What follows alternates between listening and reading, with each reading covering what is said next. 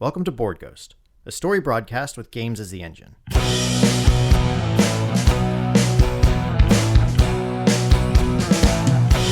If living is a highway, then heaven is a bus stop. Been waiting for a minute there, but has it been forever? 'Cause dying don't agree with me, no. Dying don't agree with me, no.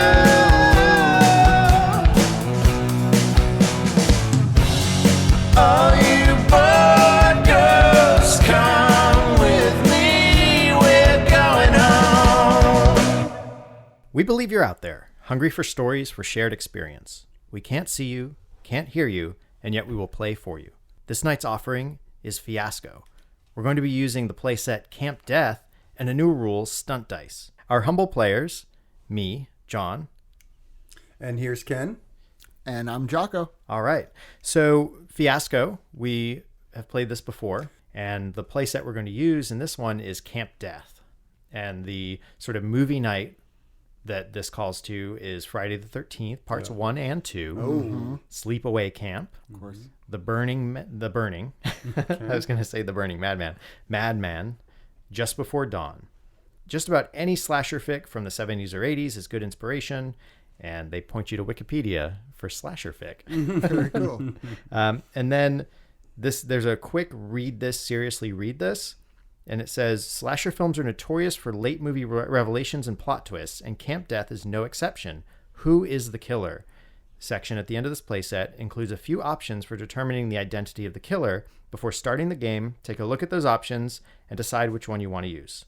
One final note, take care that when choosing relationships in this playtest, many of the elements, such as those under local, assume that only one character will be a camp counselor, and this may result in difficult or impossible combinations. We'll just kind of have to see how that plays out and look towards that when we're building our relationships. As John said, we have a very special rule that's coming in that normally is not a part of a Fiasco game that will be a part of this one. So here's where stunt die come into play. Whenever a stunt die is picked to resolve a scene, someone dies. Oh. All right. Usually this will be an NPC, but don't be afraid to kill a PC this way. Or just don't kill the character. Do the deed off camera to leave a little bit of uncertainty. You never know when someone might make an unexpected reappearance. Yes. Awesome. Yes. Whichever very player cool. picks the stunt die to resolve the scene gets to decide whether that die is white or black for that scene. Oh, interesting. So they're wild cards in terms of positive or negative, but they are Somebody still must die. someone's going to die. Yeah. During the aftermath, don't roll any of the stunt die. Oh. They won't affect your final outcome. However, they might help you determine just who is killing people at the camp. Okay. So then we get into the who is the killer Yes. options, and we have 3 options we can pick here. Another special rule. You usually don't do this in a Fiasco game. So slasher films are notorious for late movie revelations and plot twists, and Camp Death is no exception. Before starting the game, choose one of the following 3 ways to identify the killer. The first way is, I always knew there was something wrong with that one. So we just play the game as normal. The stunt dice will assure that people are dying, but let the fiction organically determine the identity of the killer. The identity of the killer will probably become obvious as the game winds down. So that's option 1. Option 2, everyone is a suspect. During play, any player who receives a stunt die may no longer appear on camera in any scene with the killer. During the aftermath, each player with a stunt die should roll them separately. Whoever has the highest total is the killer. If anyone ties, then they're both killers and we're working together. But you say, what if a PC was in a scene with the killer before he or she received a stunt die? Then apparently the slasher movie had a low budget and the mistake wasn't caught until after the film was, was cut. That's a nice It wouldn't be the workaround. first B-rate horror flick with plot holes. And then, so within that one's a little complicated. Yeah, it's a little Yeah. complex. What's the third Let's option? look at the third option. Oh my God, it's Old Man Withers. Immediately before rolling the aftermath, roll all the stunt die. Use these die to create 2 new relationships connecting 2 of the characters to a newly revealed NPC. This NPC is the killer. Everyone should pitch in ideas for the relationships and identities, but players who ended up with the stunt die get final say on assigning their dice to the relationship details. As in the setup, the final stunt die is wild and can be any number. If any players did not end up with stunt die, they get the final say on which PCs those relationships connect with. Once the identity of the killer has been defined, roll the aftermath. So it really plays out, I think, in those final montage scenes. Yeah. Right. So it seems like in this scenario, some of us will die or someone will die in the course of it, but the aftermath may play out a little bit more of like who is dying. Right. Is there one of the options that you're leaning towards, John? Part of me kind of wants to go to number one, just let Right. it kind of organically flow, but I'm open to all three. Number one makes sense to me. It seems the least I as complicated. well. I think Cool. for our purposes today, number one is probably the way to go, just so we keep it pretty simple Cool. for ourselves. Before starting, remove 2 white die and 2 black die from the die pool and replace them with 4 red stunt die. So we've done that. And that Yep. So now we still have 12 dice, but 4 of them are red. Then we roll them all to kick off the game as normal. If you want to learn more about how we generated our grid or how this game works, I definitely recommend checking out our Fiasco primer. I'll kind of walk through our grid. Maybe we'll do it as per our characters. sure. Cool. Yeah, right. let's do it as our characters. So I'm Virginia Majors, college student by fall, winter, spring, camp counselor come summer. I'm going to be done pretty soon with camp counseling, but I've one of the older counselors actually. You know, there's like Jimmy, who's the head counselor, who's like 28, 29, and there's like the Hendersons who run the camp, Right. but we don't see them very much. And most counselors age out pretty much where I'm at. But that Vinnie, he's nearby, and he's my whole summer. That's right. I'm Vinny. And I stalk him. He is the object of my sick obsession. Right. Vinny has no idea of this. Vinnie Desimone is your classic kind of just all around chiller. He used to be a camp counselor at this camp. Sort of, he calls it graduated, and now lives in a sort of I guess his sort of big van that he's outfitted pretty sweet. It's a really nice setup. He can watch some TV with the antenna. It really got a sweet digs right on the outskirts of the camp, and he makes plenty of money selling pot to all the camp, to the kids, and he's got a pretty sweet life. And his one this summer he's been surprised by a brand new customer who's spending all of his daddy's cash, really just sinking it all into the good green stuff, and that is Derek. Indeed. Derek DelVeccio has been coming to the camp for many years, since he was a young boy, teenager, I guess, preteen. And so the summers here at Camp Henderson are just amazing. Great memories. But yeah, the high point definitely came about 2 years ago, right as Virginia was about to become a counselor, her last year as a camper, when they made out at a party and even got to like second base or something like that. Since then, he's definitely pined for her, and I think has tried to follow in her footsteps to some degree by like becoming more of a camp counselor and sort of like not focusing on other romantic interests who are definitely around. So he's even sort of starting to have some stalker tendencies, perhaps, though he's not super there yet. The only thing that he does is he makes sure to take her with him when he visits Vinnie, because he knows she likes that, but he also knows that the more he hangs out with the Vinnie, the more maybe he'll be like him and she'll like him, meaning Derek. Cool. So Derek doesn't like to smoke a lot of pot. He just buys it and then gives it away to people a lot of times, or even just like throws it in the river sometimes. Awesome. And the need to get laid one last time before the end.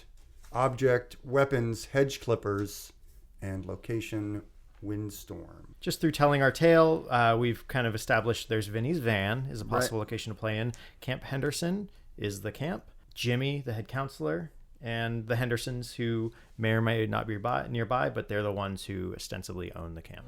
Yep.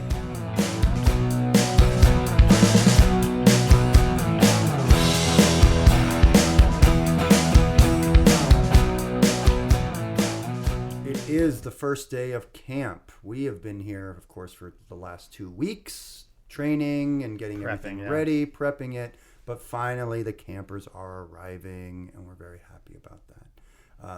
Everyone's there helping campers unload, or rather the parents unload their cars with their trunks and things like that. Derek is very happy to be working with Virginia that day. As he sort of looks at her, says, "This is going to be a really great summer. I know it. Probably the best." She rolls her eyes and walks away from him to like help some guy move a trunk off of the back of a bus. And another counselor, Jimmy, walks up to you, the head counselor, and is like, "Dude, you gotta let it go." What? I was just talking with her. Look, you're probably the third kid who has crushed on Miss Majors there. And I've seen it time and time again. "Hey man, if you're jealous, don't put that on me." And sort of whatever, runs off. Awesome. Should we go for a die then? Is that? Yeah. Yeah. I'm going to say that ends well for Derek. Okay. Jimmy, I think, really gets on Derek's side after this exchange. He maybe sees a bit of himself in this young man and is obviously trying to help him out, actually, by confronting him with this. Right. And so I think that's just the positive result, that Jimmy feels more like inclined, some sort of avuncular. Yes, to help. Yeah. We'll say Virginia is in the, like, we've just wrapped dinner and she's getting her girls ready to go to the women's bunk. Right. You know, she's checking. She's basically like, "Look, here's the list of things that we need to do to like counter. There's a bunch of horny boys all around here. Bring down these shutters. You know, you guys are going to have to wear your pajamas that the camp requested. Like, we don't want any like bullshit antics going around. We don't want penny raids. We don't want you guys getting ogled. So this is how I run my tight ship. This is how I run my bunk." You know, she's mom to these girls. Awesome. And it's going to keep them in line. She's kind of giving this litany, and that's when she hears a backfiring. Awesome. And knows that like Vinny's driving right near the entry, like driving up to the entrance of the It's his camp. daily visit. Yeah. And she mid preparations for nighttime and sort of prepping the camp for keeping these girls' sanctity or whatever, she gets a wild eye and it's like, all right, so you guys, you're all set here. I'll be back in 10, and heads off towards the entrance of the camp. Cool. Up ahead, she sees your headlights, your van. As she gets closer, like you roll down the window and smoke just billows Yeah, out. smoke pours out, and I see you, and I'm like, "Yo, Jenny, Like, what's going on? Hey, Vinny. Hey, welcome back. Happy summer." Yeah, how you didn't call? No, I don't have a phone right now, Jen. Come on. I'm sorry. I'll tell you what, though, I made a ton of money on those dads dropping off their kids this weekend. Oh my God, Mr. Brown, 4 bags. Mr. DelVeccio, oh my God, the guy is a beast. Were you talking the kid or the dad? No, the dad. Oh, the kid, he's cool. He's a good customer too. But the dad, I mean, oh my gosh, forget it. Huh. Well, what Anyway. do you got going on, Vinny? Nothing. I'm just gonna probably bake out and go to bed. So I'm sure busy, right? No. Yeah. I mean, those kids are like that kid's like poking a tree right now. All right. So then, scene. How's it gonna go for Ginny? It goes poorly for All right. good old Ginny. All right. So she looks back to the kid poking the tree. Right. And it's like, it's a pair of kids trying to climb a tree to like get over. It's another girl's bunk or whatever. And it's already like the perv patrol is on. Right. And she's like, God damn it. And starts like heading over there. And Vinny kind of rolls out. Later, Jen. And she's like, stomps her foot. God damn it. And so she goes over him with just extra fever, just laying into these boys, whoops them, gets them back to their side of the camp, and heads over and scolds her girls and gets them to bed. Cool. So you're up, Giaco. All right. So, Vinny, I'm going to skip far ahead. Oh. We're going to jump ahead, which we haven't really done yet. Yeah, big flashback or flash forward. Flash forward. Vinny wind is pounding. The shutters are slamming against the windows of this camp. The waves on the lake are like really, really rippling. You can hear it. And Vinnie is hiding underneath a tipped over canoe. And the ground is drenched in blood. And he hears these footsteps, these clonk, clonk, sucking in the mud. Yeah. As it comes closer and closer and closer to him. And he turns to Ginny, who is next to him. Underneath the canoe. Thing. And Ginny's, very scared, freaking out. And she just hears a click, click, click, as a lighter is lit and a joint is lit. He lights a joint. Yeah, and you can smell the smell of smoke, but these footsteps are getting close. And he's shaking and he's just like freaking out. And he's like, I just got to chill out. I got to chill out, man. This is freaking me out. As these footsteps get closer and closer. All right. Her hair is matted with rain and blood, and she's all windblown, and she's shaking, and her eyes are wide, and she clutches and holds Vinnie tight. Okay, awesome. I think that this works out well for Vinnie. Yeah, cool. It works out well for Vinnie in that she clutches him tight, and he's really not interested, and he doesn't really even observe that that's happening. And he takes a mega hit and holds in his breath at like the perfectly right moment accidentally to not make a sound as these footsteps go by. And then he's just like, and he's like, all right, now I can think. Let's figure this out. The next morning, as we return to our sort of timeline, normal timeline, if you will. It is the next morning after the first day of camp, and Vinnie and Derek are meeting down by the river where they usually meet. A river that comes off the lake, a small one. Double D. Creek. What's up, Double D? Vinnie, oh, hey. Not much. I just sort of ran out, so I thought, well, we could hang out. I got you. Oh, I got great, you, man. Cool. Did you hear that? You hear the news reports? There's going to be a big windstorm coming up, so you're going to need to. You probably want to get double. Okay. The wind it can blow out your joint and then it's ruined. No, that's a good point. So. I really want to. If it's windy, maybe I can, bunk up with someone. It's going to be cold out and like that. You want to. I don't have a lot of room in the van, but I mean, if you get caught, just knock on my door. That's fine. Okay. It's not a big deal. Yeah. Well, I more meant like with someone. Yeah, I get it. Like if it's really windy and you need some cover, come on in, no problem. I got you. Yeah. Okay. Yeah. Right. Okay. So I guess double sounds good. Cool. Oh my God! Pointing, there is a bloody arm sticking out of the riverbank. That's not normal. What is? Vinnie, I think that's a dead person. Yeah, that's for sure a dead person. John thinks this goes positively for me. All right, it goes positively for Derek. Yes. So we'll go ahead and bounce that over to Giaco. Okay, so Derek goes and confirms that it is a dead body. Cool. Or no, not Derek. Vinnie. Sorry, Vinnie goes and confirms it's a dead Double body. D, it's a dead body. Yeah. And because Derek is so freaked out, he gets a discount on the weed. For sure. But dude, just take it. Honestly, at a time like this, what is money? Both of the men, Vinnie and Derek, recognize the dead body as the second most senior counselor at the camp, right under Jimmy, a gal who is 22, 25, who really, really wants to run a camp. Her name's Lisa. Dude, Lisa. She's dead. She's blonde. Swimmer. Was she drowned? Yeah, I guess. Yeah, maybe. But you shouldn't bleed when you drown. But that's where the scene. All right. You shouldn't bleed when you drown.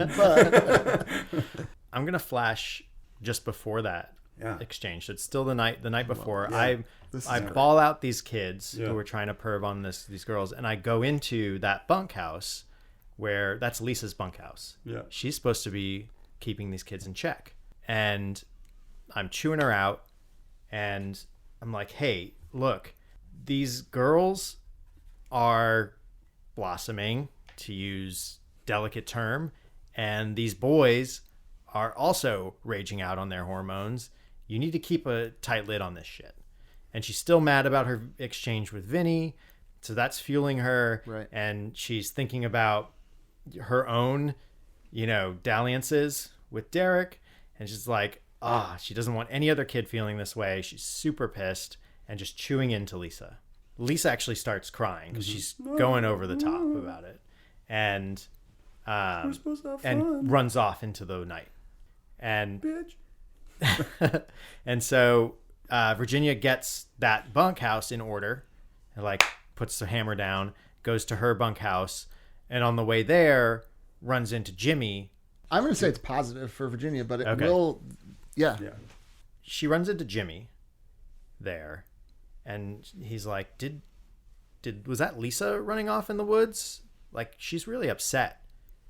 And Virginia grits her teeth, is like, I'll go talk to her. Awesome. Who do you bounce the red die to? We'll keep you. This is great. So this was Lisa's death. This Right. red die, basically. Right. Sorry, Lisa. I'm going to bring this back to... I'm going to flash back to when you two had your romance. So this is 3 years ago. 3 years ago. whatever, 2 years Yeah. ago. Uh-huh. Jimmy is intrinsically sort of, or not Jimmy, I'm sorry, Vinnie. Vinnie, is tied to this by you two were, I think, sort of hooking up in the woods after a party. Everyone was partying. Vinnie, of course, was there partying as well. And Jimmy, the senior park camp counselor, was about to bust you guys, and Vinnie intervened, right? So Vinnie kind of and Vinnie kind of stepped in the way and was like, "Yo, Jimbo, what are you doing, man?" Come on, this isn't appropriate. What? She's about to become a counselor. He's still a camper. Well, she's not a counselor yet. All right. I guess. Quiet. They can hear us, man. Come on. This is embarrassing for them. This is new love. This is fresh, beautiful love. This camp is all about love. Nothing bad can happen on this And camp. Derek does hear and bolts in one direction. And I start to bolt, but hide behind a tree to listen. Right. And I'm kind of like, oh, who's this guy sticking up for me? Derek is such a great guy, and Virginia is a beautiful woman. Beautiful girl. She's going to grow up to be a wonderful woman. I see myself as a shepherd, man. And these sheep, this camp is like their pasture. Do you understand? The grass that grows here, you could eat it up. It's delicious. It's not called Camp Love. It's called Camp Henderson. Henderson means love, man. It might What? as well translate to love, man. That's when Jimmy notices how dilated Vinny's pupils are, and is like, I'm busting you. And so, exactly. So how does this scene end? Oh, I think it's gonna go raw for. Yeah. Goes poorly for good Vinny. So we didn't mention at this time, Vinny was still a camp counselor. Exactly. Yeah. Exactly. So, Dude, come on, man. Let no. love shine in your heart. we don't need your kind around here, hippie. I'm My getting kind, you out, I'm getting not you a out of here. hippie, man. I love war Whatever. movies. And he says, "You're gonna get yours, Vinny." Desimone. You're gonna get yours, Vinny Desimone. Man, I hope you get yours too. See. All right. And obviously, that was the night you were turned in for Yeah, being a pot that's dealer. right, And and you I were kicked lost out. when I had to move Yeah. So into the van. And Jimmy was able to take over as head counselor. Yes, I was head counselor. Exactly. Yeah, awesome. Exactly. Our tilt as we wrap up this session: guilt, someone panics, and paranoia. What seems like dumb luck isn't. Things are afoot. With that, we are going to interrupt our story and resume on our next communique. I was one of your players, John Holt. You can find me on Twitter at Lord Joho. I was and am Giaco Furino. You can find me on Twitter at Giaco Furino. I remain Ken Breese, and you can find me at Burlingsbeard on Twitter. BERLINGS Beard. You can learn more about the players and the engine we use for this story on boardghost.com. You can attempt to pierce the veil and contact us at BoardGhostWorld on Twitter. Shout through the ether if you have any desires we can fulfill. Leave reviews and comments on iTunes or your favorite preferred listening portal. We'll return next week with a continuation of Camp Death Fiasco. I want to thank Pat Couples for providing the theme song and the interlude music for our show. You can find more of Pat's stuff on patcouples.tumblr.com and his bands on hotelsandhighways.com. If you are not alone in the void, share our stories. The more they're consumed, the truer they become.